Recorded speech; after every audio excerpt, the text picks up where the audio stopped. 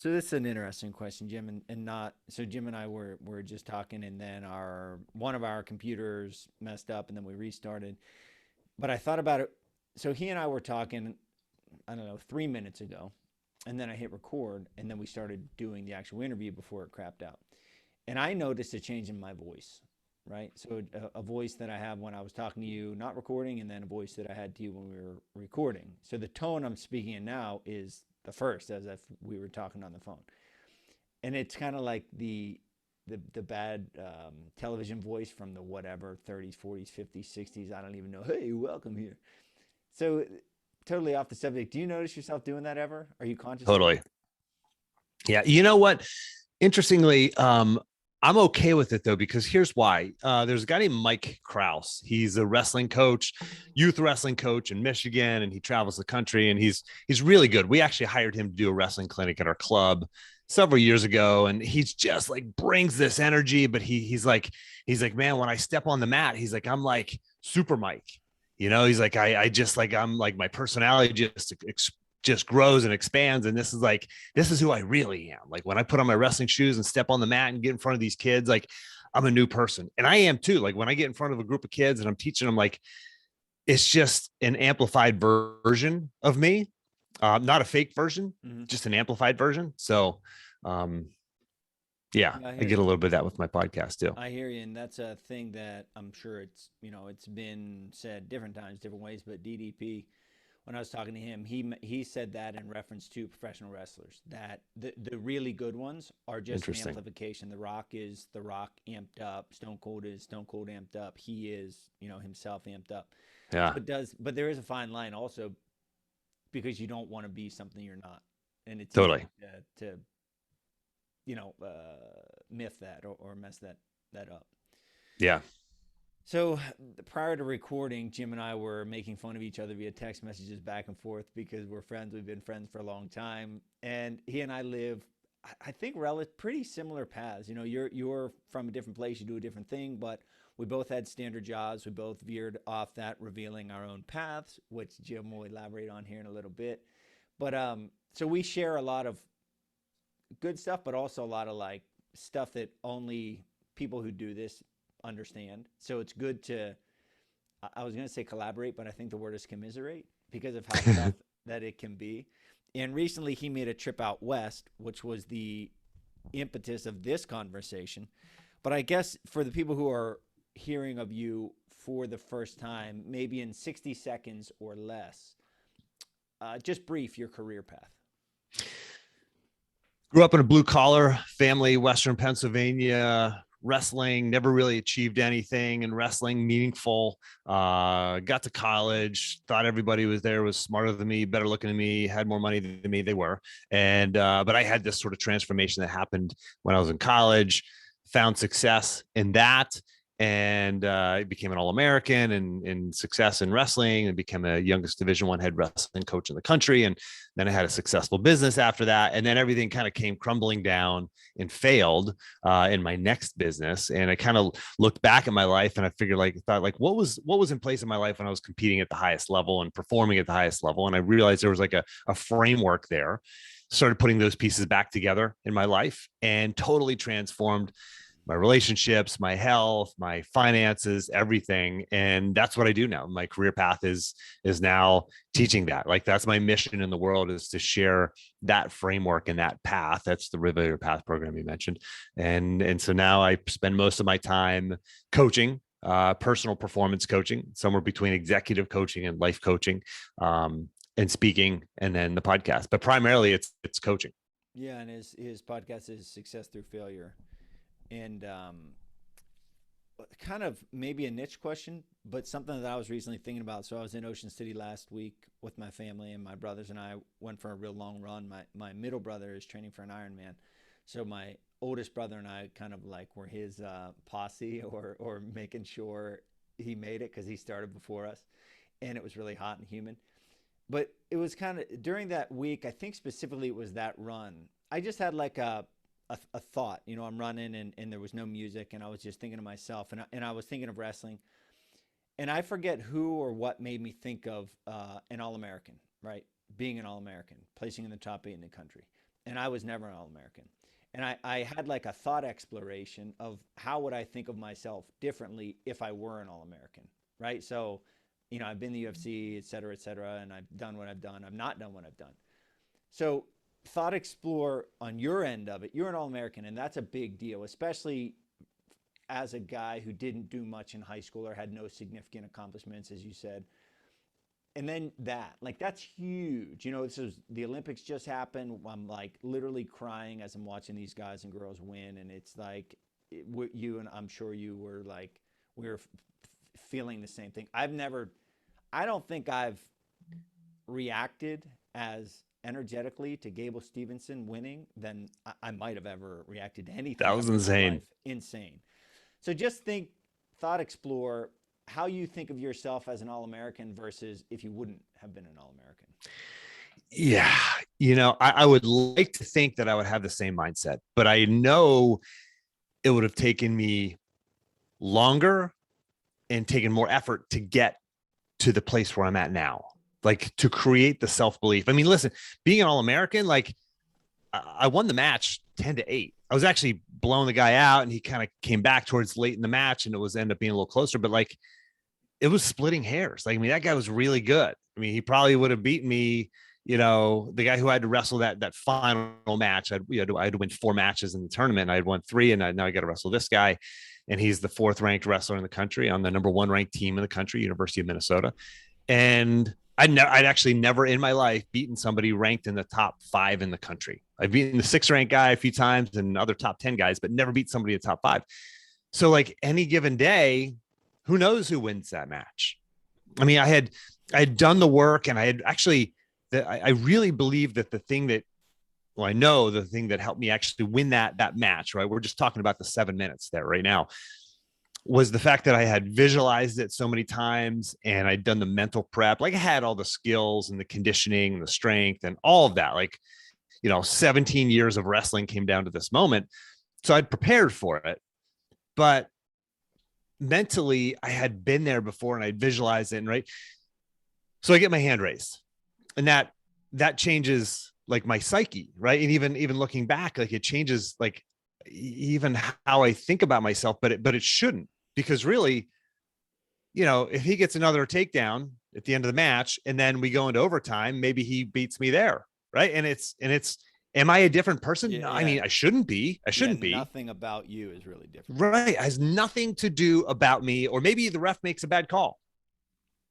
Does that change who I am? Like it shouldn't. And that's that's what I've come to learn. Like I could, you could erase that from my track record now. Like you could erase that of being an All-American from my resume. It wouldn't change me now, but it would have been harder to get to a place where I felt confident enough. And this just goes to my own lack of self-confidence, like that I needed that crutch to get there. But you look at, like, you and I've talked about this, Charlie, like we look at some other people who are doing what you and I do, like speaking and coaching and podcasting and helping people. And we go, what did that person ever do? Like they've never accomplished anything. I mean, shoot, you even look at Tony Robbins, like he's like the ultimate in terms of coach and speaking, and people pay absurd amounts of money to go listen to him speak. Like, what did he ever do obviously he's a great entrepreneur and he's built this amazing, he created the coaching industry in some sense. But like in the beginning, like what did he have to believe in? Like nothing, except for the capacity for him to do things and to help people and to love people and to serve people. And guess what? Everybody listening to this right now has that same capacity, right? Whether you got your hand raised in that moment, whatever that moment is for you, the listener, like whatever that moment is for you, like if you got your hand raised or you didn't, like you're still qualified. Like I have a client right now who I'm working with, and she has had a rough go of life. And it's like, I look at her and I go, she's wrestling with some self-doubt and guilt and whatnot. And I look at her and I actually think like, you're actually more qualified in a lot of ways to speak on things and to help people and to coach people and to be great, not despite all those struggles, but because of them. Like, so there's this dichotomy of like, well, I have to accomplish things to accomplish the next thing, or like versus like you have to have had made bad decisions and had hard experiences and et cetera, et cetera. And then you can help people and then you can be great. Well, it's like, it's even like you see people who have endured great adversity. You and I have shared some of these folks on our podcast and on our, shows independently. And like people who have lost limbs, Matt Bradford, loses both of his legs and goes blind. And it's like stepping on an IED, serving our country. And like, holy mackerel, you think about some of this adversity. And every once in a while I catch like a small fiber of myself saying, yeah, if I had to go through that kind of adversity, I could be great too. Right. There's this part of our psyche that says, yeah, well, my life has been relatively normal and therefore I don't have a great story, or I don't have this great adversity that I've had to go through. But it's like, it's just this weird way that we, I think a lot of people are wired for self-doubt. And I work with some really high performers. I know you do too. And it's like, you pull back the curtain and kind of get into their psyche and you go, oh, they're normal too. Like they actually have those same struggles, those same doubts, those same hesitations, those same fears as everybody else. And there's a great quote from Jackson Browne, the author, not the singer. And I'm paraphrasing, but it says, everybody you meet has loved something, is afraid of something, and has lost something. Everybody. Elon Musk, I don't care who, anybody, everybody has. And so I use that when I'm about to speak in front of an audience. And if I feel any doubt in myself, I just go, wait a second. These are all just people dealing with the same challenges and the same struggles as you and me and everybody else. I think that's a huge, so 3 touch points I want to touch on.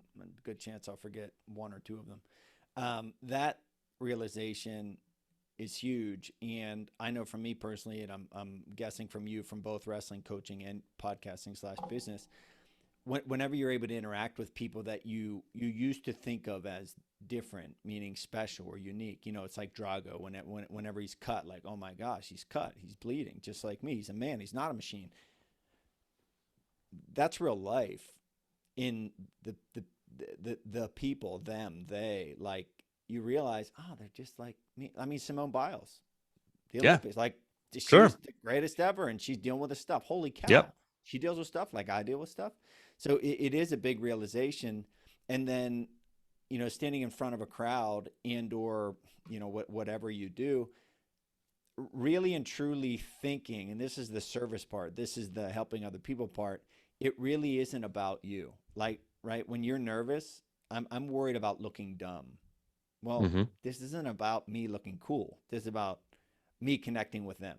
And when you get down to it, and I've trained and fought the toughest guys and been around, and you've been around as well, you just realize the most important thing, right? And this is not very niche-y or very business specific, but operating as a human, it reminds me, as I'm about to say this, it reminds me of that scene in Elf where the little girl, the elf says, like, I'm an elf. I was raised in the North Pole or something like that. And little girl says, I'm a human raised by humans.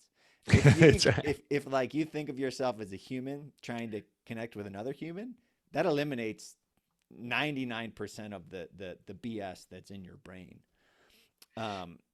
Walls go down. And like, like a lot of people, I think that like the biggest fear people have is speaking in front of a crowd, right? For speaking in front of an audience, which you do a lot. I do some of that. You do a lot more than I do. But like when you make that shift from like, I have to perform to like, I just have to love and serve and just be fully myself. It's a total mindset shift. I was just talking to somebody about that the other day, and she had to speak in front of a small group. She was super nervous. And I was like, it's not about you. Right. If you just show up and like you said, be human, like the fear and anxiety melts away. It's not about you. It's not about failure. It's just about showing up and being the best version of you. Yeah. And the part you said about looking at other people and thinking to yourself, what have they done? I've lived that, both in wrestling, going from, guys winning a state title where I thought I should win a state title. That should be me, or why them, to wrestling in college. They got more money than me. Why did they get more money than me? I should be starting. They're starting. What to what you and I do, where people get millions of listens, millions, sell tons of books, and say that should be me. But so it's that kind of, for me, and this is a flaw in my personality that I'm slowly but surely overcoming, realizing like, okay, it's me, right? Like I tell my daughter every day, like, worry about Gracie. Don't worry about Rocky. Don't worry about Willa. Like, worry about Gracie. And then the second part of that, what did they do, right? Like, what credit do they have? I've asked that question a lot, and I realized that, like, that's not the thing. I think that's a flawed question. Partially, it's a flawed question. That can serve as an asset, right? Creating credibility with someone if they're talking about adversity, having gone through adversity.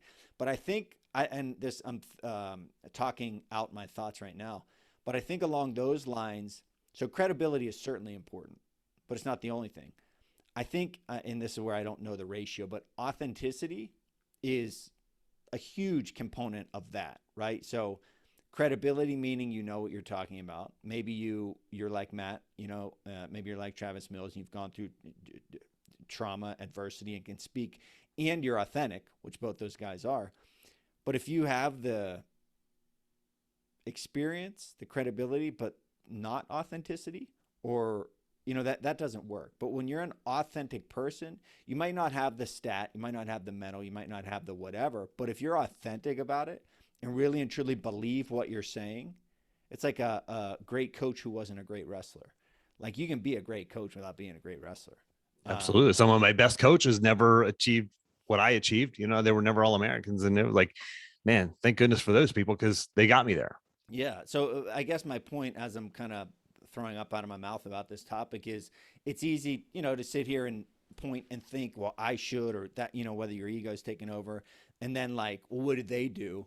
But the truth is, they are where they are. So they did something, right? They did something right. Mm-hmm. And you can look at yourself and ask yourself, what am I doing? I don't know if you've ever heard of Nick Bare. No. He was in the military. He started, I have his book right here. He started a nutrition company, Bare Performance Nutrition. He's been on some big podcasts. My brother introduced me to him via his YouTube videos. Fitness guy, was in the military, built a big company. Just a really solid guy. And I pointed out to him, and he kind of restated that's his intent purpose. He's a regular guy. Like, he wasn't the best in anything, didn't have a, like, super illustrious military career. He's just a regular guy who works very hard.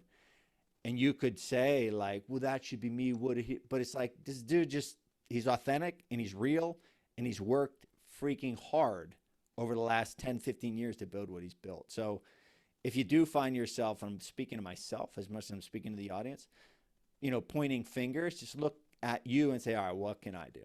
Right? What can I do? Yeah. What can I do moving forward? What's my capacity? What's my potential? And I really believe that anybody has the capacity for anything great from here moving forward, but it has to start with belief. I mean, I've worked really hard on that for me over the years. Like, just believing like that I'm good enough. And I interviewed Helen Maroulis, the Olympic gold medalist female wrestler, first American female Olympic gold medalist. And she just won the bronze this year. And, she wrestled with these same self-doubts, and it was fascinating. Her run through the Olympics, the last Olympics, was extremely dominant. And then she had to wrestle the best wrestler ever in the history of our sport. Is a female Japanese woman, and she had won more medals, more world golds, more Olympic golds than any wrestler, male or female, ever. And Helen has to wrestle this woman, and she created this mantra in that she would just repeat to herself. Hers was, she's very Christian, very strong in her faith. Christ is in me. I am enough. But those words, I am enough, you can actually see her mouthing those. If you look at the video, watching her in the tunnel, like she could sit there and go, well, who am I to beat the best in the world ever in the history of the sport? Who are you not to? Like, who are you not to? Like, to, whether you got your hand raised or didn't get your hand raised, whether you experienced adversity or didn't experience adversity, like you have that capacity. moving forward? Yeah, I sent you. You're talking about belief. I sent you. Like I said, you and I commiserate often, and I sent you the other day a picture of my downloads for the podcast, and it's funny. So I remember it was Gary V, who's a big social media guy.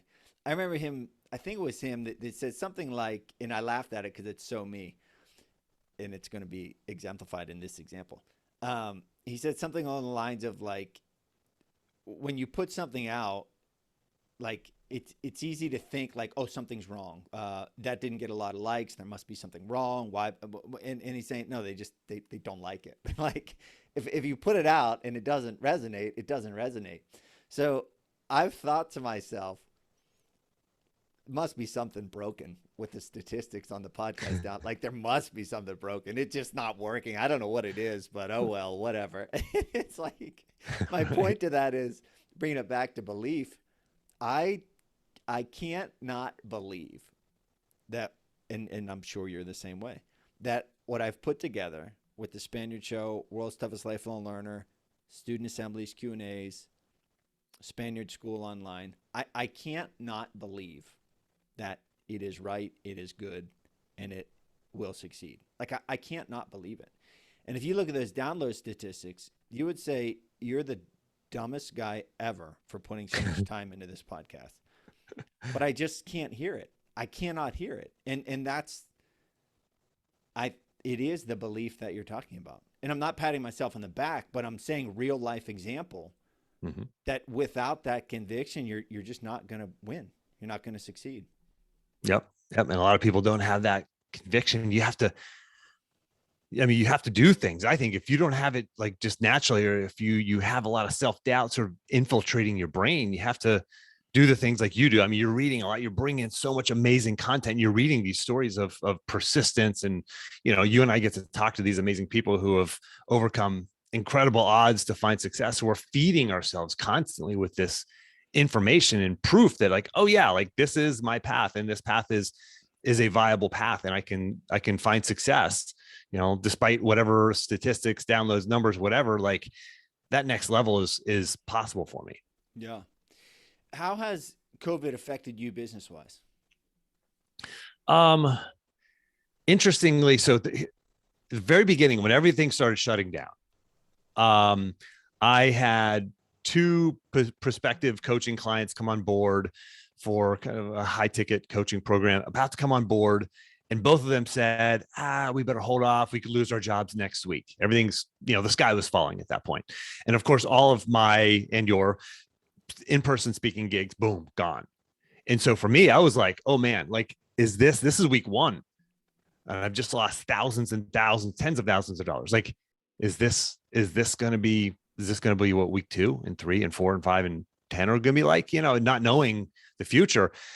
And then, a few days goes by and I'm like not sleeping well. And my appetite just really got like, my appetite wasn't there. And I didn't know what was going on. And my wife's like, you're anxious, you have anxiety. I'm like, I don't struggle with anxiety. I'm like, I don't know. This must be sick or something, And finally it hit me. I'm like, no, just this freaking anxiety, Jim. Like, you're really anxious about this and fearful even. And it hit me when I was in the shower and I'm like asking myself, I go, what would you tell one of your clients right now? What would you ask them? And I just flipped it around and like looked in the mirror and I was like, what would I ask myself? What would I ask them? I would say, where's the opportunity in this? Like, what if? Just suspend reality for a moment. Just allow yourself to believe in the possibility of this question. What if this was the greatest opportunity you've ever had for your business? If that were the case, what would it be? It's a stupid question when the sky is falling and I'm losing business right and left. And like, what if this were the greatest opportunity? Like, what?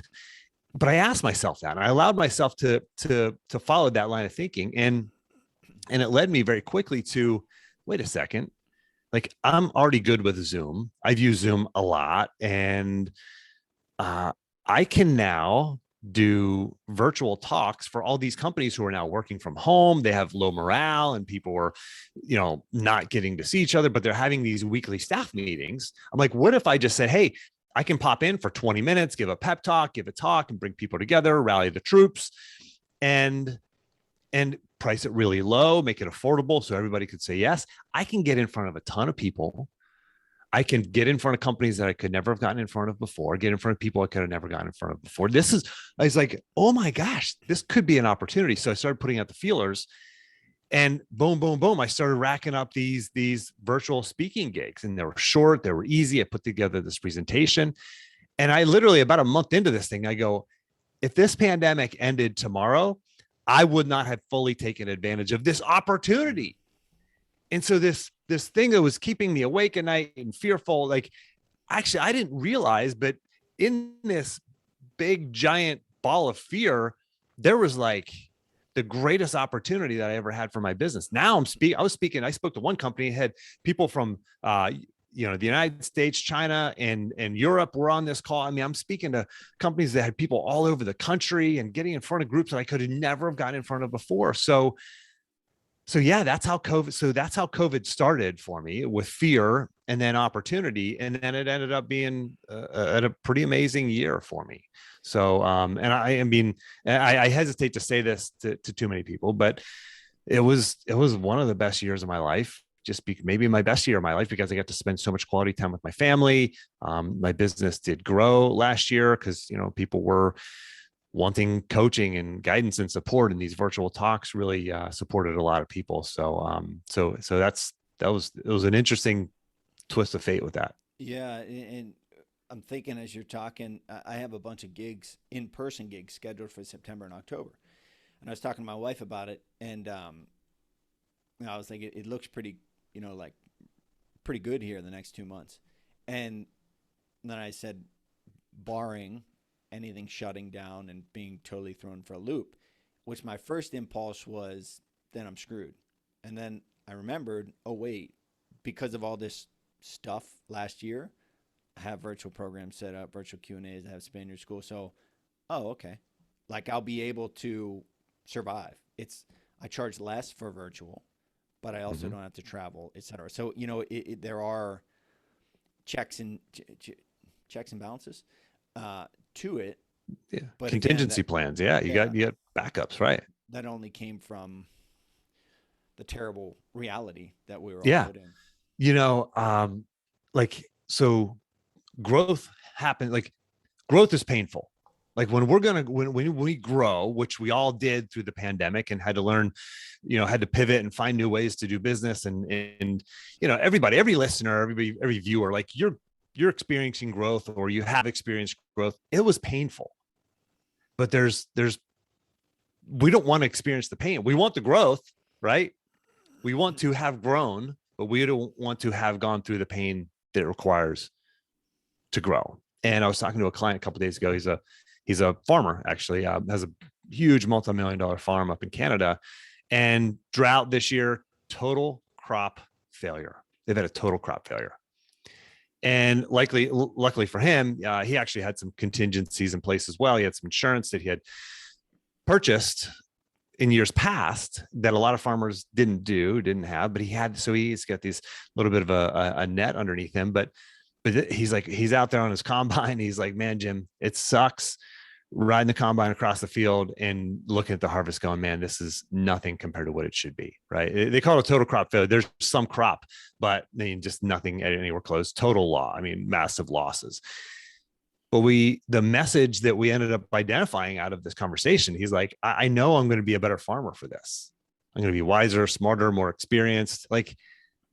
And he came to the realization that, like, this is part of the process. Like I said, Derek, if I'd have talked to you 10 years ago and said, is a total crop failure going to happen at some point? You think he would have said, oh yeah, of course. I mean, it's part of the game, Oh, so this is actually part of it. Okay. So this pain and suffering, this is actually part of life. It's part of the process. It's part of growing.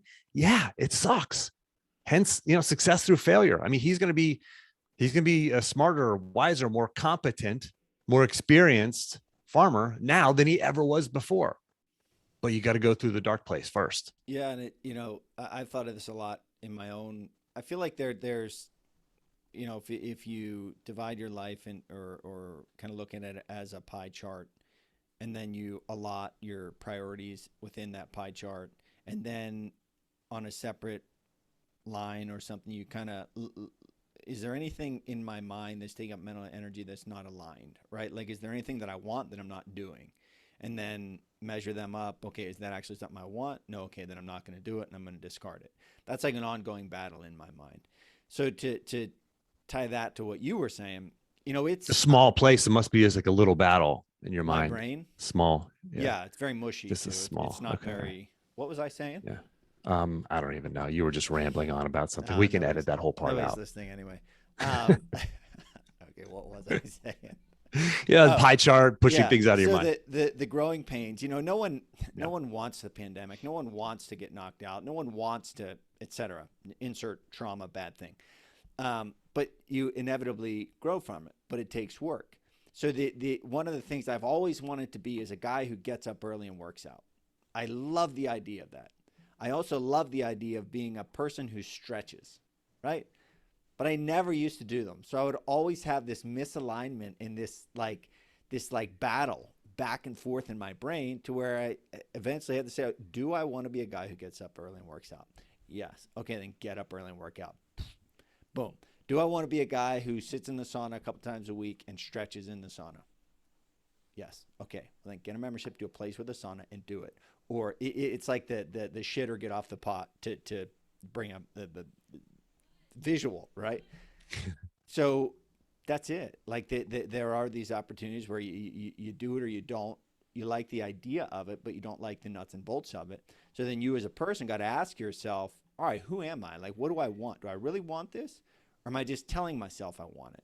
And then be okay with that answer. I've said that before in different ways, but that's huge. And that's an ongoing thing. It's not like I solved that riddle, but it's an ongoing thing that goes on in my mind.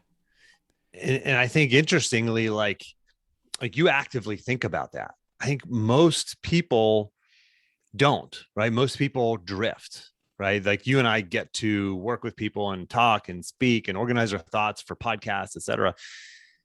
And so we really get to formulate our thoughts. So for you, the listener, the viewer, like you can't just listen to this, absorb it, and then move on. Like you actually have to do the thinking process. Maybe it's journaling, maybe it's talking out loud, maybe it's talking with a mentor or putting a group of people together, like-minded people who think like this and having these conversations out loud, working with a coach, whatever it might be.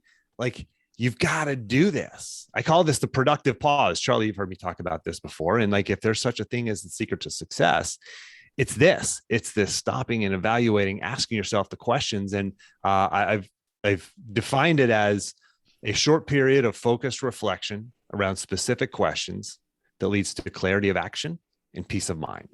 And that's what we want. Clarity of action. Am I doing the right thing? Do I want to do this or do I not want to do it? No. Okay. Push it out. Yes. Okay. Find a way to do this. Buy the gym membership, go to the sauna. Like, do I, and so we got clarity of action. And then the peace of mind part is just like, oh, okay. Like I can have peace of mind not doing that thing because I've chosen not to do it. I've said no to it or not now or not yet or whatever it might be. Like I have peace of mind knowing that I'm not doing that thing that everybody, all the cool kids are doing. But I have peace of mind knowing that I've made an intentional choice, not just drifted away from it, but I've made an intentional choice to say no to that or to say yes to this other thing. Yeah, it's a lot. And in Nick Bare's book, 25 Hours a Day, and I'll be covering that, I think before this episode publishes, but I lost my train of thought. But he just, his whole story plays along with what we're saying, the growth, the process, the extracting from it, at times the non-linear path that it can go up, down, left, right, all around, but that progression forward. That's it. It's a non-linear path. It's a great point. I mean, that is the path. And it's not revealing your path, reveal the path. Someone should start a program called that. I was going to say Jim's program, if we didn't make that blatantly obvious, is called Reveal Your Path. And it's been a work in progress. It's funny because the finished. I really enjoy kind of the X-ray vision view, the transparent, the nuts and bolts, the bones of the operation, the full story of the operation, because it's so you just see the final product, and I'm just captivated as a human at the story. Like I highly recommend this documentary. Val Kilmer, he has a documentary that just came out on Prime, and Huh. I didn't know it, but he has had throat cancer, and so his life obviously dramatically changed. But in this documentary, you see, he's been it's one of those guys that you see his IMDb, and you're like, oh my gosh, I didn't realize how many movies he was in. But it was showing, obviously Top Gun is like the movie, but it was showing scenes from that. And you see these guys behind the scenes, and you're like, that was freaking Tom Cruise before Tom Cruise was Tom Cruise, or Yeah. on his up. And then Val Kilmer before and you just see, it's just, I love it. And that's part of my message, especially to students, is just that it's about life. It's about the dynamicism of life. It's about the up, down, left, right, tying to success through failure, what you talk about, learning along the way to live a rich, full life. And whenever you get to see, like, reel your path, Jim really affects people's lives. Where did that start? Like, I remember having these conversations with you. And Yeah. at first, it wasn't called Very Reel Your beginning. Path, was it? It was called Discover Your Path. Yeah. And then I found there was another person. They had there was already a Discover Your Path out there, and somebody already had discoveryourpath.com. And I'm like, bummer. And it's interesting. I actually looked that up again recently because I finally trademarked Reveal Your Path and Productive Pause. But I went back and I was like, is Discover Your Path available? And it's not, the .com is not. But anyway, yeah, that was it. It was like, I think you and I might have talked about the new name. We're like, yeah, is it, I know we did. Discover Your Path, Reveal Your Path. And yeah, you're part of that whole process. But it's also funny, if you look, so this is a weird thing that I do that, you mentioned a couple minutes ago that I think about the processes in my brain, like this mental energy priorities. And you said, I think you said that you think most people don't think that. It blows my mind. It's like you think how you think, and you forget that everyone doesn't think how you think. Like with discipline. Discipline is not hard for me. It's not fun, but it's not hard for me. I'll do whatever I got to do. That's not the case for people. And so I have to, I think our perspective, our actions, beliefs, thoughts in our brain, et cetera, come from our life experiences. You and I come from wrestling. I got into fighting. I read a book a week. Like, to me, it's just like, oh yeah, you just do this stuff. It's not that way, right? So you got to kind of hit a pause and think it through. But those conversations that you and I have, how Reveal Your Path came to be, like, there are actual conversations that people have where they say, okay, what does this slogan sound like to you? What does that slogan sound like to you? It's like a testing phase. I was down at the beach last week at Ocean City, and there was like a remodeling store, and it said, like, I don't know, let's just say remodeling, modernization, and service, like those three words. And I thought there was thought that was put into those three words. Like, there was thought, when it, just do it, like, just do it was one of many attempts. Sounds so simple. Oh, they were probably just like walking down the street and boom, just do it. And they just did it, and they just, trademarked it, and it was done. Like, no, there was a lot of like There was thought, and it just chance. do it, or do, well, they probably have all kind of versions of it, but yeah, it's not that simple. I realize we're talking about a lot of things, and some of it's a little bit, off the wall or out there, but like a thought exploration, just do it, sounds so normal now, but it could have been do it now. Like, it could have just as easily have been do it now, right? And then that's that. So I love exploring those possibilities and options, because that's how stuff works, right? That's how it comes to be. Yeah. Talk to me, and this is what, we have 15 minutes. We have a hard stop because Jim's junker of a car broke down, so he's got my McLaren. I got to get my McLaren to the shop. So. He's got to go hitchhike to his next gig. Right. Oh, I kid. But what started this conversation? We have 14 minutes. to talk about it is your trip out west. So Hmm. Jim is a very calculated. This is my perception: calculated, proper, organized, clean, nice guy, right? But there's also like a wild side to him, and I don't mean party side, although there may be, or maybe have been. I doubt there is now, but like an outdoorsy wild side, and it's a part of you that I never knew. Again, I think of you as proper, clean cut, professional, working at UVA, now having your own business, but you freaking do wild outdoors, nature stuff, and I think it's awesome. And so you recently made a trip out west. You did it last summer, and it just kind of blows my mind. Our mutual friend Coit Cooper is really blowing my mind because he and his family are totally doing that and living in an RV, traveling around. But talk to me about your kind of outdoorsy wild side and then your trip out west.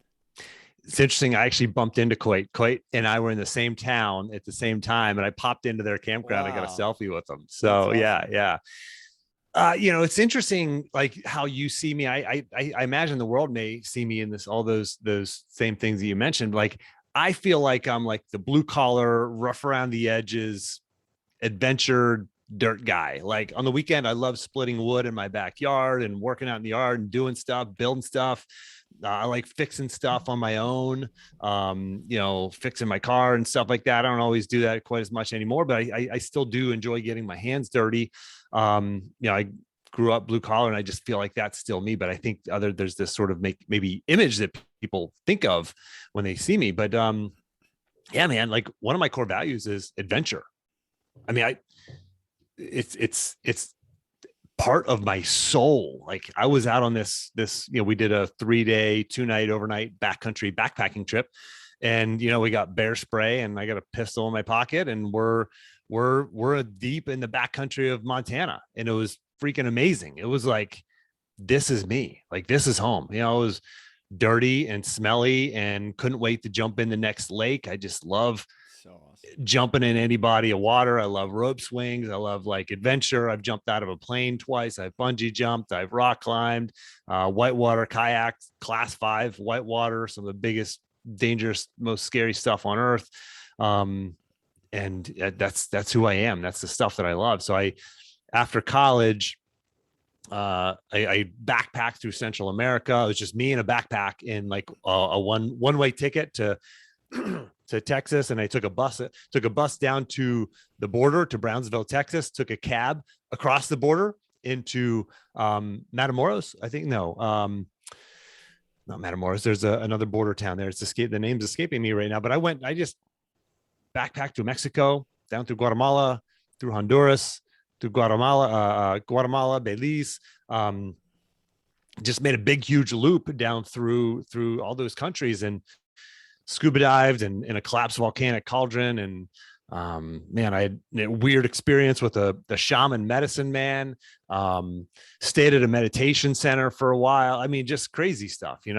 And that's who I am. Then I came home from that, led adventure camping tours all across the country, which is how I met my wife. Allie was a fellow tour leader in that company, and we got to travel the country in a 15-passenger van, leading people who we never had an American on any of our trips. We had people from all over the world sign up for these trips, and we'd take them all over, and we'd camp and we'd hike and we'd do all these crazy adventures. And man, that's me. I mean, that's like, I'm excited talking about it. Like that is what I love to do. I mean, if I could just adventure more, that's just part of who I am. Yeah, and as you're talking, I'm smiling because it's what I love to hear about, right? And it's funny, you look where you are now in life, and then where you were in life. So, for example, I look at when I watch fighting on TV, especially if I'm at a bar or restaurant and I look up and there's fighting on the TV, UFC, I think to myself, I can't freaking believe that a person used to be standing here watching me up there. Like I can't. Yeah, It just kind of blows my mind. that's wild. But I also think of that with traveling. Like I didn't necessarily do what you did, but pretty similar to it. Spent time in Guatemala, spent time in tons of time in Spain, traveling all around by myself, in and out of towns, chicken buses, you name it. Um, it's a really awesome experience. And I found myself, I have two small kids. My kids are a little younger than your kids, but like I find myself now thinking, gosh, I can't wait till they're older because I want to do this with them. Like I want to show them the world. I want to just, Yeah, I am a little bit nervous because safety wise, it's just, if I'm by myself, I'm by myself. I have my sure. kids. That's like a lot more pressure and responsibility. Yeah. But do you ever think of those times and how to incorporate that back into your life? Yeah, absolutely. I mean, my wife loves to travel. We did 15 days in Brazil for a honeymoon, which was, obviously before kids. And we had booked the first night, and then the rest of it was like, we'll wing it. We'll figure it out when we get there. Right. And we end up taking the buses everywhere. And then we did Croatia pre-kids, which was just awesome. Same thing, booked like the first couple nights, and then the rest of it was figured out when we get there. And then we did Costa Rica with an 18-month-old. And so that was traveling with a kid, but it was Costa Rica. We felt really comfortable there. And then, we have 4 kids and we haven't traveled out of the country, or we didn't travel out of the country for years until we went to Cancun, so basically like, very Americanized and whatever, very secure and everything. And so we went to Cancun for a week and it was just awesome. But like, yeah, we haven't traveled at that, like that since kids, but we've, you alluded to, like we went to Montana for like 6 weeks last summer. We went for like another 4 or 5 weeks this summer and just, drove out there, traveled our way around. They ended up flying home and I ended up driving home. But yeah, we're getting out to show the kids the world, right? Getting to like we were at a national park this summer, National Lakeshore, up in Michigan. And me and my one son, my 13, now 14-year-old, Wyatt, we were on this hike on this sand dune at Sleeping Bear Dunes National Lakeshore. But we got to this one point where there was a ranger standing there, and his job was what do you call it? Preemptive search and rescue, something like that. And literally his job was to stand there at this beautiful spot and tell people like, hey, I know that you think it's like a short quarter-mile hike to get to the beach from here, but it's actually a mile or over a mile. And just warning you, don't go out there unprepared because it's hot and you need water and all this stuff, right? And he's like saves people's lives doing that, right? But I was like, introduced Wyatt to him. We started talking to the guy. Like, this is like, you could do this. Like, this is a thing that you could do. Like, there are so many options for you. Like, I think the only thing I knew that you could do when I was growing up, I was like, okay, I can be a construction worker or I could be a teacher. And that's all I knew. I really didn't know that you could do anything else in the world. Yeah. But and then my eyes got opened up and there's this thing called coaching. My parents still don't understand what I do. But there's like so many of these opportunities. So we like to expose the kids to just all kinds of things, That's the funniest thing you said, because my wife actually gets annoyed because she's like, I don't know what to say. Right. In terms of my job. But what you're saying, and we can wrap it up here, what you're saying there is why I'm so excited about speaking to kids and with Spaniard School. And I have a vision for Spaniard School of basically like helping kids develop strength and courage and overcome fear and develop confidence. And I have a vision for that of incorporating workouts and hangouts and, virtually. And, as you're talking, I'm feeling like juice, thinking yes, because with my kids, they're my kids, and naturally I'm going to do my best to show them the world and teach them and guide them. And what really drives me is, okay, I have 2 kids, but there are like millions and millions of kids out there that I can also influence, whether it's hands-on wrestling coaching or whether it's via Spaniard School. Because what you just said there's I like you. If someone would have said something cost $300 a month growing up, I would have thought you're crazy. Someone I recently mentioned on the show, like, is a millionaire. And when you break down how much money a millionaire makes every 2 weeks or whenever they get paid or what, it's like a lot of freaking money. So part of my excitement is to open up the world to both my kids and other kids, because it really can be exciting. Absolutely. Yeah. And there's so many ways to be happy too, right? It's like money's, yeah, it's great. I want my kids to make a ton of money but it's like, that's not what's going to make you happy. Like, you've got to find the things that you love to do, things that are fulfilling for you, and live your life in alignment with your own core values, right? Which is a lot of what I talk about in my program. Yeah. But yeah, man, there's there's a lot of different ways to live, and it doesn't have to be the cookie cutter way that you see everybody else living out there. And to do those things, right? Not just identify them, but do Yeah. them, because Do that's them. where the alignment and the happiness comes from. And I want to point out here, so I love this conversation. And as we're talking, it's like I'm I'm being reminded of the things I'm doing right and the things I'm not doing right, like the hypocrisies in my words and my actions and my thoughts. And that's why I think it's so valuable to have conversations, to talk out loud, to read books, because you're just forced to like rethink your processes. Like, Yeah. I'm convicted every single day because I coach my clients yeah, who are amazing individuals, and it's the hypocrisy. It's like, okay, Jim, like you've got to do this yep, yourself too. It makes me a better person because I'm saying, hey, yeah, you got to write down your goals and your micro goals. Like, did you do that? No. Okay, well then go freaking do it. Like, put the yep. time on your calendar and go do it. Like, it just holds you accountable when you have these kind of conversations. And then I do truly believe that there will be a day where it is home in my brain, you know, and Yeah. I'm convicted for that. So I don't, frankly, I don't want to talk to you anymore, Jim. Yeah. So I can't wait till this thing freaking ends. tell us actually, don't tell us your podcast. Don't Okay. tell us your I'm not going program. to tell you anything. Podcast Success Through Failure. My website, jimharshawjr.com. You can sign up for any of the free I've action plans. You can download the PDFs. Go to jimharshawjr.com/action. If you want to talk to me about the coaching program or just kind of see what coaching feels like, we can do a free call. jimharshawjr.com/apply. And I'll say this too: his programs, his clientele, his listenership is similar to mine. A little bit different, but similar. And what Jim does is very affordable, and it's with the guys that I know are involved in your programs are all guys I want to hang out with. So if you're looking to hang around good people for an affordable price with a not really good but not really bad guy, Jim. That's it. I'm hanging up. I love you, buddy. I appreciate your time.